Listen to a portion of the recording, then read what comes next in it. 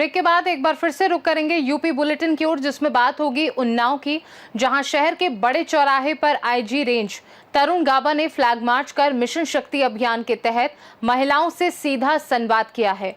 साथ ही बात होगी अमरोहा की, जहां जुमे की नमाज से पहले पुलिस ने फ्लैग मार्च और ड्रोन निगरानी से सुरक्षा के पुख्ता इंतजाम किए हैं। साथ ही बताएंगे कैसे इटावा के बसरेहर में पुलिस ने छात्रों को साइबर क्राइम से बचाव और 1930 हेल्पलाइन पर शिकायत की जानकारी दी। ऐसी तमाम खबरों पर विस्तार से करेंगे चर्चा। खबर उन्नाव से, जहां उन्नाव में आईजी रेंज तरुण गाबा उन्नाव पहुंचे। उन्नाव में पहुंचकर शहर के बड़े चौराहे पर आईजी रेंज तरुण गाबा ने फ्लैग मार्च कर मिशन शक्ति अभियान के तहत महिलाओं से सीधा संवाद किया है। इस दौरान उन्होंने शहर के चौराहे पर महिलाओं को जागरूक करते हुए महिला सुरक्षा और हेल्पलाइन नंबर की जानकारी दी। वहीं एसपी जयप्रकाश सिंह और भारी पुलिस फोर्स भी मौजूद रही। बता दें कि मिशन शक्ति अभियान का उद्देश्य महिलाओं को सुरक्षा और सशक्तिकरण के प्रति जागरूक करना है। इस अभियान के तहत महिलाओं को विभिन्न हेल्पलाइन नंबरों और सुरक्षा उपायों के बारे में जानकारी दी जा रही है, ताकि वे अपने अधिकारों और सुरक्षा के प्रति सजग रह सकें। इस अभियान के तहत उन्नाव पुलिस महिलाओं को सशक्त बनाने और उनकी सुरक्षा सुनिश्चित करने के लिए विभिन्न कार्यक्रम आयोजित कर रही है। आइए जानते हैं इस विषय में आईजी रेंज लखनऊ तरुण गाबा का क्या कुछ कहना था। सर, आगामी त्योहारों को लेकर क्या व्यवस्था की गई है? ये त्योहारों को लेकर चाक चौबंद पुलिस व्यवस्था जनपद में की गई है। यहाँ पर जो हमारे थाने की फोर्स है, साथ में पीएसी बल है, साथ में अगर कोई विसर्जन के समय पे एसडीआरएफ की या बाढ़ राहत कंपनी की आवश्यकता पड़ती है, वो वाली व्यवस्थाएं भी यहाँ पर की गई हैं। सभी पंडालों पर महिला पुलिस बल भी मौजूद है। जो महिलाएं हैं उनकी सुरक्षा का खास ध्यान रखा जा रहा है। इस बीच में हमारा मिशन शक्ति अभियान भी चल रहा है नवरात्रों के दौरान, जो कि 1 माह तक चलेगा, उसके बाद वो बढ़ भी सकता है।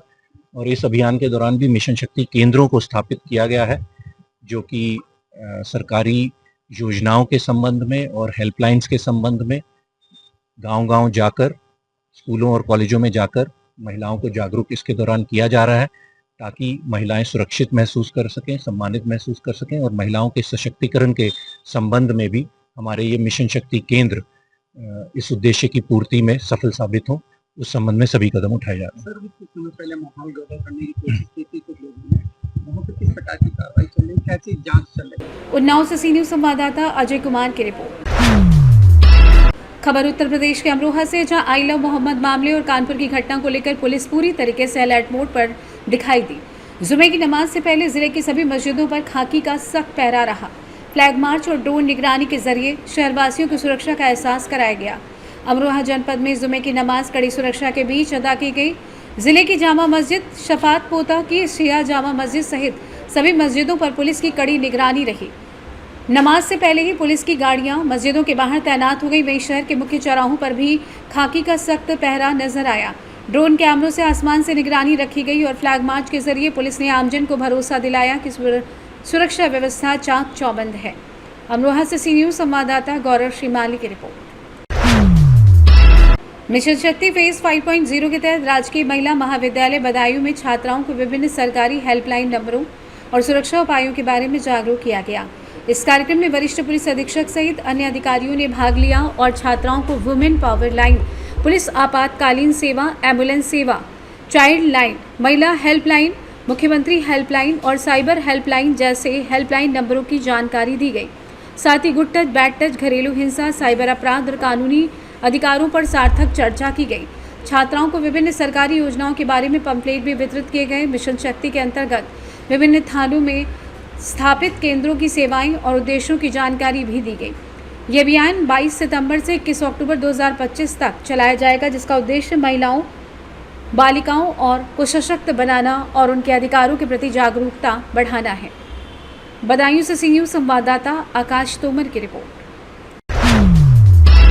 खबर इटावा से, जहां Basrehar Swami Vivekanand academy inter college Bahadurpur में थाना बसरेहर के साइबर हेल्प डेस्क के पुलिस अधिकारियों ने विद्यालय के छात्रों और छात्राओं को साइबर क्राइम के बारे में जानकारी दी और उससे बचने के लिए जागरूक किया। उन्होंने बताया, जैसे आजकल मोबाइल, इंटरनेट और सोशल मीडिया हमारे जीवन का हिस्सा है, लेकिन इसके साथ ही साइबर अपराध भी बढ़ रहे हैं, जैसे ऑनलाइन ठगी, fake ID, cyber booking, blackmailing आदि से बचने और मदद के लिए हम तुरंत साइबर हेल्प डेस्क 1930 पर शिकायत करें।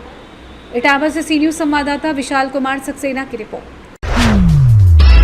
इटावा के कचौरा मार्ग महादेव कॉलोनी ग्राम विक्रमपुर कोल के पास श्री हरि रिसोर्ट का शुभारंभ किया गया, जिसके साथ ही बुजुर्ग सम्मान समारोह भी आयोजित हुआ। आप यहाँ आए हुए हैं, किस तरीके का प्रोग्राम था और आपने आज फीता काट के शुभारंभ किया है, क्या संदेश देना चाह रहे हैं? ये श्री रामकिशोर फौजी भैया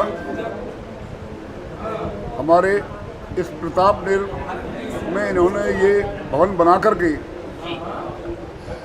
बच्चों के जन्मदिन के लिए, बेटियों की दिखाई के लिए, बेटियों की गोद भराई के लिए या जो भी क्षेत्रवासियों को इस फंक्शन करने के लिए ये भवन निःशुल्क दिया है। जो हमारा आपका धन खर्च होता था बच्चों के जन्मदिन में, बेटियों की दिखाई और गोद भराई में, और इस भवन में जो भी कार्यक्रम होगा उसका कोई धन हमारे फौजी भैया नहीं लेंगे। और ये समाज को, क्षेत्र को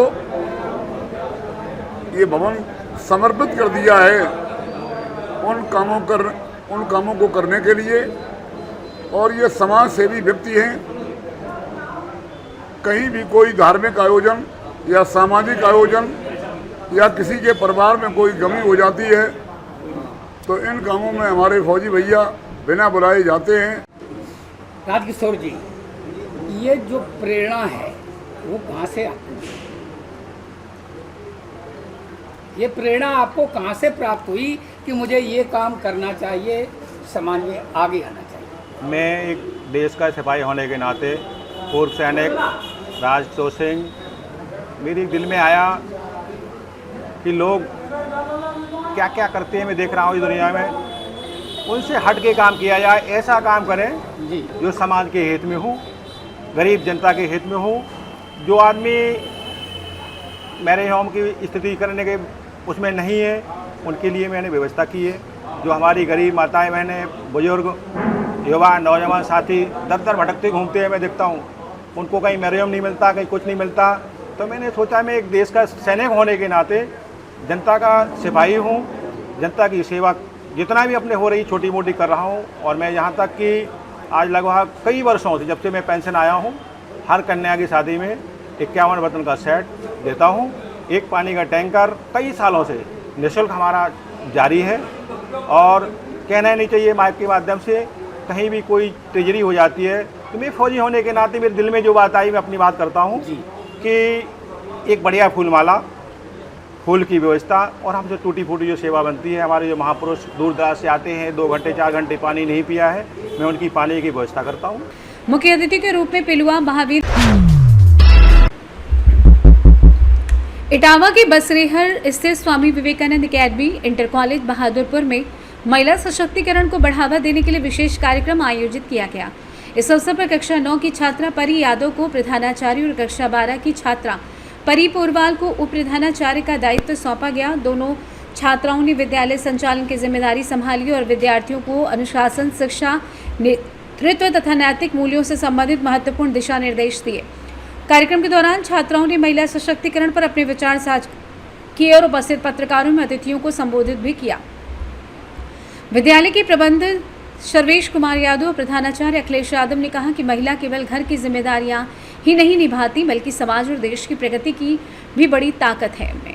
उन्होंने सभी से लड़कियों और लड़कों में समानता बनाए रखने, बेटियों को बराबर का अवसर देने की अपील की, क्योंकि जब बेटियां मजबूत होंगी तभी समाज भी मजबूत होगा।